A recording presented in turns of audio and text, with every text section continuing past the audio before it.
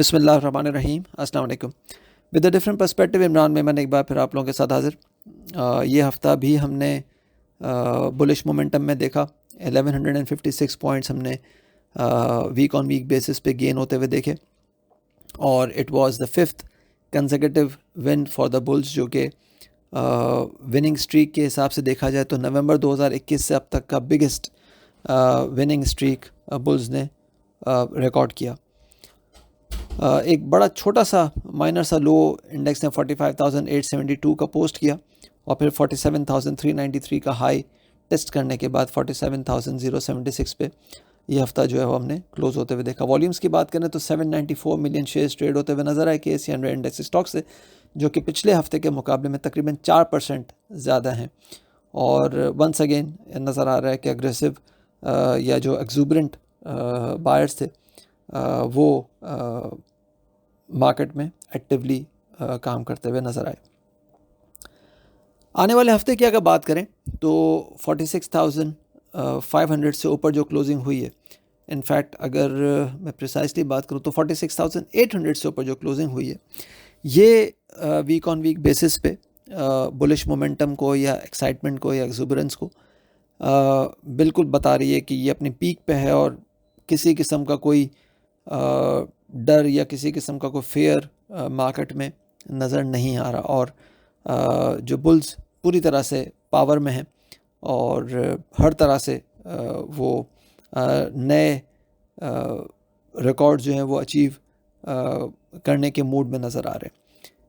लेकिन साथ साथ कुछ ऐसे इंडिकेटर्स भी हैं जो इस रीजन पे या इस लेवल पे ये बता रहे हैं कि यहाँ पे instead of getting carried away, instead of being an exuberant bull, यहाँ पे आपको थोड़ा सा कॉशियस अप्रोच अपनाना चाहिए और प्रॉफिट टेकिंग पे फोकस करना चाहिए, specially in the stocks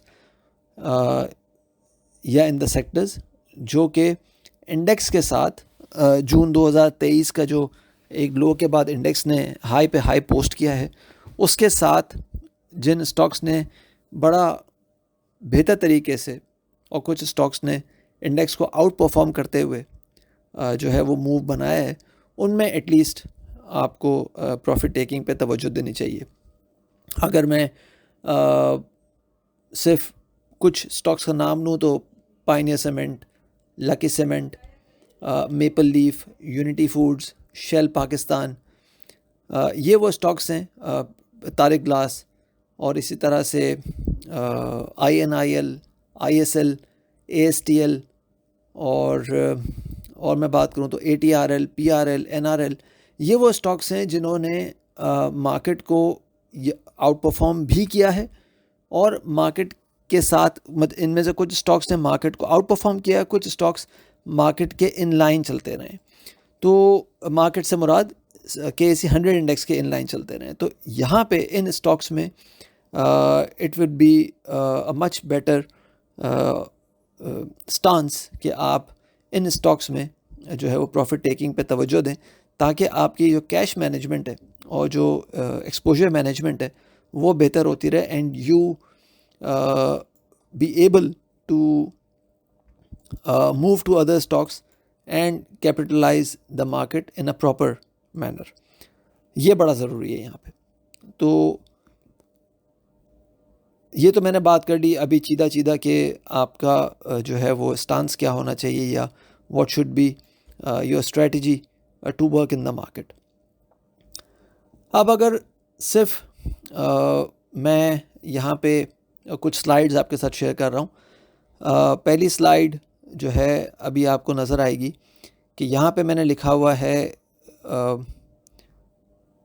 KSE 100 index in butterfly pattern since अगस्त 2022, और ये बेसिकली डेली टाइम फ्रेम पे एक हार्मोनिक पैटर्न मैंने शेयर किया है। जो लोग हार्मोनिक्स को समझते हैं, जो लोग टेक्निकल चार्ट्स को समझते हैं, जो लोग वेव थ्योरीज को समझते हैं या फिबोनाचीज़ को समझते हैं, वो हार्मोनिक्स को बड़े बेहतर तरीके से समझ सकेंगे। और यहाँ पे आपको नज़र आ रहा है कि जो बटरफ्लाई पैटर्न है ये बेसिकली इस तरह का जब पैटर्न बन रहा होता है, बटरफ्लाई पैटर्न या हार्मोनिक पैटर्न जो है वो बेरिश भी होते हैं, बुलिश भी होते हैं, और हर हार्मोनिक पैटर्न जो है उसका एक बेरिश एंगल होता है, एक बुलिश एंगल होता है। अब जैसे ये बटरफ्लाई पैटर्न मैंने बनाया हुआ है, ये बेसिकली बेरिश बटरफ्लाई है। बेरिश बटरफ्लाई का मतलब ये होता है कि मार्केट एक साइकिल ऊपर कंप्लीट करती है and then it starts reversing the gains. तो बेरिश बटरफ्लाई पैटर्न का जो रूल होता है वो ये होता है कि जो इसकी बी लेग है, मैंने यहाँ पे आपको नज़र आ रहा होगा X A B C D, तो जो बी लेग है वो बेसिकली फिबोनाची रिट्रेसमेंट के हवाले से 78 या 80% पे आके रुकती है, और फिर उसके बाद जो डी लेग है वो मैक्सिमम अपने आप को एक्सटेंड करती है 1.618% तक। और यहाँ पे अगर हम देखें तो 1.618% जो KSE 100 का है, अगर आप इसको थोड़ा सा क्लोजली देखेंगे तो आपको नज़र आएगा कि जो 1.618% है वो आपको 47,300 पे कहीं नज़र आता है। और फ्राइडे को मार्केट ने 47,393 का हाई पोस्ट किया, उसके बाद एक छोटा सा long upper shadow sort of candle बनाया, जहाँ पे नज़र आया कि माइनर इंट्राडे बेसिस पे माइनर रिजेक्शन या माइनर एग्जॉशन नज़र आया। रिजेक्शन तो नहीं, एग्जॉशन नज़र आया है माइनर, यानी कि वहाँ पे प्रॉफिट टेकिंग नज़र आई है। तो ये एक बटरफ्लाई पैटर्न का एक कंप्लीशन होते हुए नज़र आता है। इसको देखना होगा कि क्या मार्केट अगर मंडे को एक्साइटमेंट में खुलती है तो क्या इस बटरफ्लाई पैटर्न के नीचे आके क्लोज करती है या इससे ऊपर क्लोज करती है, that has to be seen. तो ये एक बहुत इंपॉर्टेंट लेवल है। अच्छा, फिर उसके बाद एक और स्लाइड मैं आपके साथ शेयर कर रहा हूँ। इसमें KSE 100 इंडेक्स एक बुलिश बैट पैटर्न में है। अच्छा, अब जब हार्मोनिक्स में हम बुलिश पैटर्न्स डिस्कस कर रहे होते हैं ना, तो बुलिश पैटर्न्स हमेशा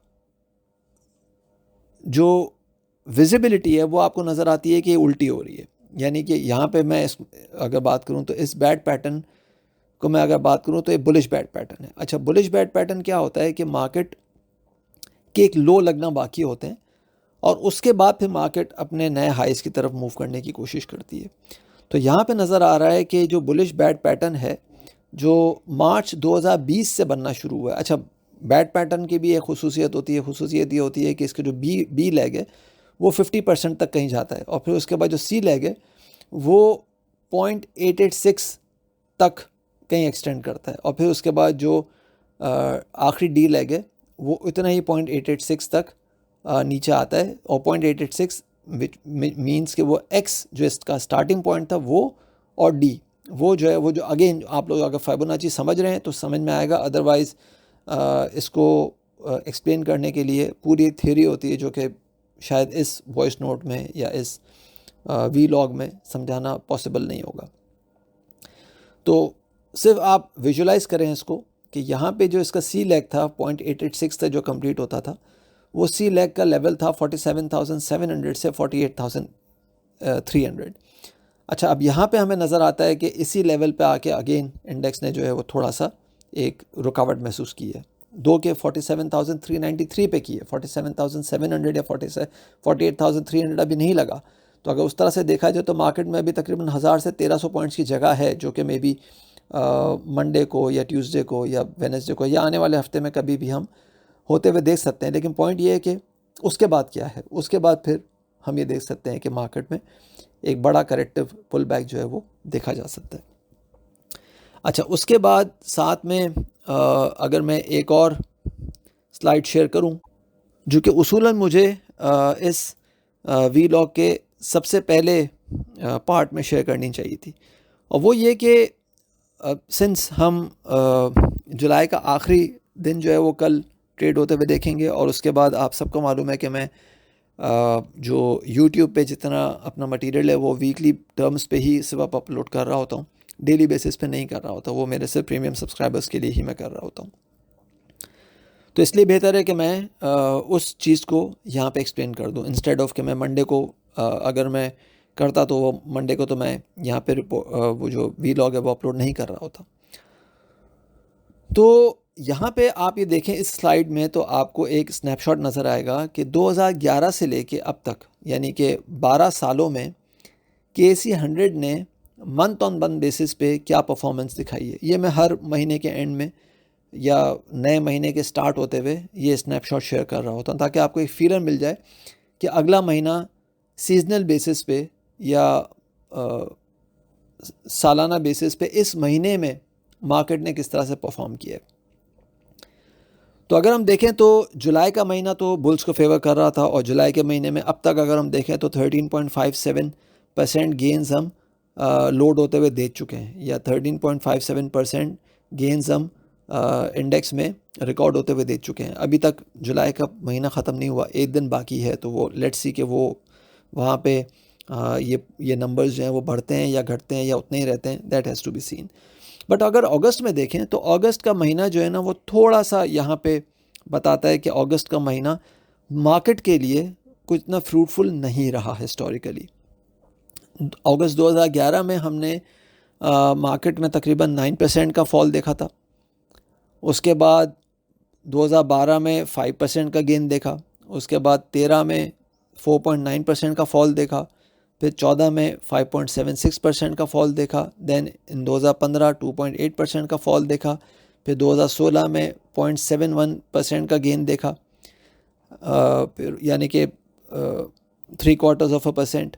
और फिर उसके बाद 2017 में 10%, 2018 में 2%, 2019 में 7%। ये हमने 3 लॉस वाले महीने देखे। फिर 2019, 20 और 21 में 4%, 0.75% और फिर 5% का हमने गेन बुक होते हुए देखा। तो यहाँ पे नज़र आता है कि पिछले ये 11-12 सालों में जो ओवरऑल अगस्त का महीना है वो प्रॉफिट टेकिंग वाला महीना ही नज़र आया। स्पेशली उस वक्त प्रॉफिट टेकिंग ज़्यादा में नज़र आई है जब जुलाई के महीने में गेंस सब्सटेंशियल नज़र आए, बारिंग 2020। 2020 was the only month, 2020 was the only year जब जुलाई के महीने में 14% गेन देखा और अगस्त के महीने में भी हमने 4.7% गेन देखा। इसके अलावा जुलाई के महीने में जब जब सब्सटेंशियल गेंस हमने देखे या सिग्निफिकेंट गेंस देखे तो अगस्त का महीना हमने एक प्रॉफिट टेकिंग ट्रिगर होते हुए ही देखा है। तो सीजनल टर्म्स से भी नज़र आता है कि अगस्त का महीना जो है वो प्रॉफिट टेकिंग को ज़्यादा शायद फोकस करवा रहा होता है इंस्टेड ऑफ आप बुल रन को कंटिन्यू करें। तो ये तो मैंने बात कर दी। अब अगर रेगुलर बुकिश कन्वेंशनल लेवल्स की बात करें तो यहाँ पे नज़र आता है, ये स्लाइड मैं दोबारा आपके साथ शेयर कर रहा हूँ कि जो 31 जुलाई से लेके 4 अगस्त तक की जो हमें मूव नज़र आती है उसमें हम ये देख सकते हैं कि 82 पे RSI है। अच्छा, 82 पे जो RSI है अगेन एक बहुत ही ओवररेटेड कंडीशन है RSI का। और अगर हम हिस्टोरिकली बात करें 2003 से अब तक, ठीक है, यानी कि मैक्सिमम लेवल पे अगर इंडेक्स का RSI डेली टर्म्स पे कहीं गया है तो वो 92 तक गया है। 92 से ऊपर KSE 100 का RSI आज तक कभी नहीं गया। ये 2003 से बात कर रहा हूँ मैं, 2013, 2020, 2022, 2021, 2015, 2017 की बात नहीं कर रहा, 2003 से बात कर रहा हूँ। और उसके बाद इंटरेस्टिंग पॉइंट ये है कि चाहे वो 2005 की मार्च 2005 वाला जो मार्च 2005 तक का जो एक बुल रन था उसकी बात कर लें, जून 2008 की तेज़ी की बात कर लें, मई 2017 की तेज़ी की बात कर लें, जून 2021 की तेज़ी की बात कर लें, अप्रैल 2022 की तेज़ी की बात कर लें, किसी भी लेवल पे KSE 100 का जो RSI है ये इन 5-6 तेज़ियों में कभी भी 85 या 86 के ऊपर नहीं गया। और 2003 में आखिरी दफ़ा ये 92 टेस्ट हुआ था। तो अभी 82 पे आप हिसाब लगा सकते हैं कि अगर 82 पे RSI है तो RSI की एक रफ़ कैलकुलेशन के हिसाब से मार्केट में तकरीबन 800 से 1100 पॉइंट्स की ऊपर जगह बनती है अगर हम बात करें कि RSI दोबारा 92 को कहीं टेस्ट करेगा तो अगेन जो मैंने बात की कि 47,700 या 48,300 इज़ द लेवल जहाँ पे आप ये देख सकते हैं कि एक वो हार्मोनिक पैटर्न मैंने डिस्कस किया था, एक मैंने यहाँ पे RSI डिस्कस किया कि वो भी बता रहा है कि 47,700 या 48,300 की एक लेवल है जहाँ पे मार्केट में रुकावट आ सकती है। तो एक दफ़ा आपने प्रॉफिट टेकिंग जो है वो करके अपनी चीज़ों को, भले ही चलें प्रॉफिट टेकिंग आप नहीं कर रहे तो कम से कम रिस्क मैनेजमेंट पे अमल करके अपने प्रॉफिट्स को सिक्योर ज़रूर करें ताकि डिसअपॉइंटमेंट आपको फेस ना करनी पड़े। फिर हार्मोनिक मैंने बता दिया। अच्छा, उसके बाद अगर हम बात करें तो जो trend line support, trend line resistance है, वो ट्रेंड लाइन रेजिस्टेंस भी बताती है कि इंडेक्स जो है वो 47,300 से 47,500 के आसपास काफ़ी जो है वो प्रॉब्लम उसको हो सकता है। ये ट्रेंड लाइन आप खुद ड्रॉ कर सकते हैं। और मई 2017 में जो हमने 53,130 का हाई देखा था, उसके बाद जो जून 2021 में 48,981 का हाई देखा था, तो इन दोनों हाइज़ को जब आप कनेक्ट करते हैं तो आपको नज़र आता है कि जो लेवल था वो जनाब नज़र आता है कि इस वक्त 47,100 से लेके 47,450 की जो रेंज है वो काफ़ी ज़्यादा प्रॉब्लम जो है वो दिखा सकती है। तो ये एक व्यू मैंने शेयर किया। अच्छा, अब आपने इस वक्त क्या करना है? आपने इस वक्त करना ये है कि अगर ये 47,300 या 48,050 के पास इंडेक्स जाता है तो आपने प्रॉफिट टेकिंग पे ज़ोर देना है।